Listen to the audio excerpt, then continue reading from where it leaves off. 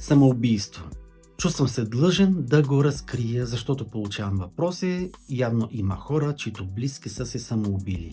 Най-важното за самоубийството, това всъщност е престъпление към самите себе си. Това е престъпление в нашето съзнание. Самоубийството е приемане на решение против материята. И това е много сериозно нещо. Почти винаги е осъзнато, но то винаги остава отпечатък в човека и в неговите близки. Хората, които имат такова намерение да го направят, това също е информация за тях, но аз няма да я разкривам пред всички. Само ако се интересува някой лично на него ще му я разкрия. На всички няма да казвам какво означава това, когато в човека има идея за самоубийство. Естествено, това е много сложен процес. Там са задействани много контури, но като цяло това е игра, която не може от само себе си да се спре.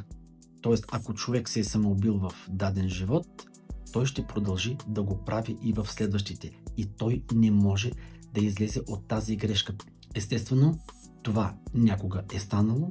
Имало е точката, в която започнало да се формира тази мисъл, тази идея. И след това тя се е развивала, докато се достигна до приемането на решението и извършването на това престъпление спрямо самия себе си. Това е отказ от живот. Всички от нас понякога не ни се искало да живеем в определени моменти.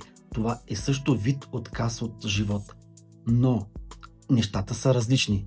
Едно е просто да си помислиш, да си в депресия, да не ти се живее, а съвсем различно е, когато ти осъзнато вече приемаш това решение.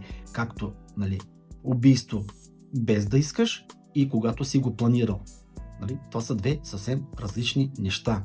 И самоубийството е много сериозно. По-скоро за самата душа. Тялото ще се роди отново в ново тяло. Но колко там ще живее, какво той ще осъзнае, какво ще види от живота си. Във всеки един момент той може да реши да си отиде.